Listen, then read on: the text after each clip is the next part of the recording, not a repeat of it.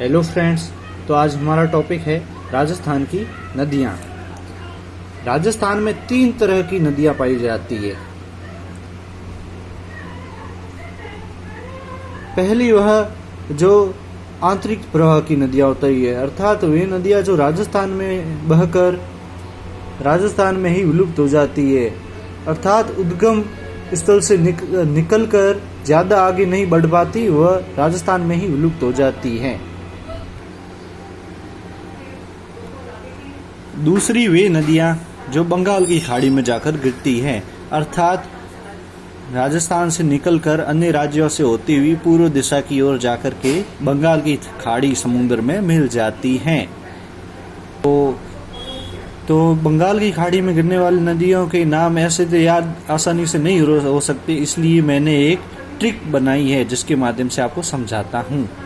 वो ट्रिक ये है, चंपा को खाब में काले बाण दिखते हैं।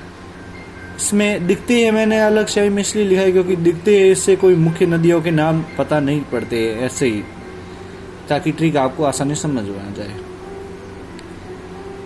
चम से हो गया चंबल, पा से पार्वती, को से कोठारी, खा से खारी, ब से बनास, मे से मेज, काले से काली सिंध, बाण से बाण गंगा।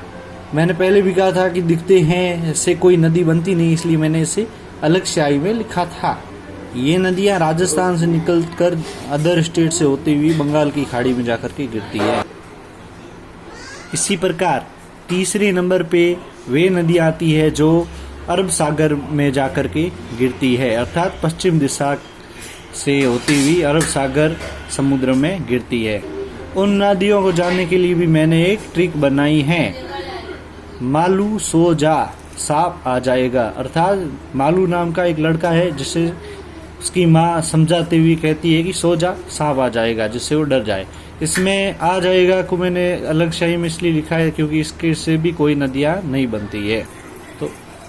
तो माँ से हो गया माही, लू से लूणी, सो से सोम, जा से जाखम, सा से साबरमती, प से पश्चिमी बनास। जैसे मैंने शुरुआत में कहा था कि आ जाएगा अलग शाही में, इसलिए इससे कोई नदी नहीं बनती है। इस प्रकार इन ट्रिक्स के माध्यम से आपको ये नदियों के नाम आसानी से याद हो गए होंगे।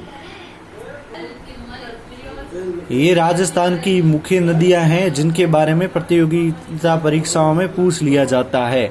उदाहरण के रूप में मैंने एक प्रश्न बनाया है, निम्नलिखित में से कौन सी नदियां राजस्थान में पश्चिम दिशा में बहती हुई अर्थात अरब सागर में जाकर के गिरती हैं? अ पार्वती, चंबल, लूणी, माही। ब जाखम, कोठारी, मेज, माही। लूणी, सोम, माही, जाखम। द बाणगंगा, खारी, साबरमती, सोम। तो हम अ की ओर ध्यान देंगे, पार्वती, चंबल, लूणी और माही। तो पार्वती किस दिशा में बहती है? पार्वती पूर्व दिशा की ओर बहती है, चंबल भी पूर्व दिशा की ओर, लूणी पश्चिम दिशा की ओर बहती है, माही पूर्व दिशा की ओर। तो अ भी हमारा गलत है। जाखम पश्चिम दिशा की ओर, कोठारी पश्चिम दिशा की ओर नहीं बहती है, पूर्व दिशा की ओर बहती है, मेज भी पूर्व दिशा की ओर बहती है। हमारा ये भी ब भी गलत है। स में लूणी पश्चिम की ओर बहती है, सोम पश्चिम की ओर बहती है, माही पश्चिम की ओर बहती है, जाखम भी पश्चिम की ओर बहती है। तो हमारा उत्तर स ही सही होगा। इस प्रकार आप इस मेरे दिए बनाए हुए ट्रिक्स के माध्यम से अगर नदियों के नाम याद रखते हो तो आपको बहुत सहायता मिल सकती है प्रतियोगिता परीक्षाओं में। धन्यवाद।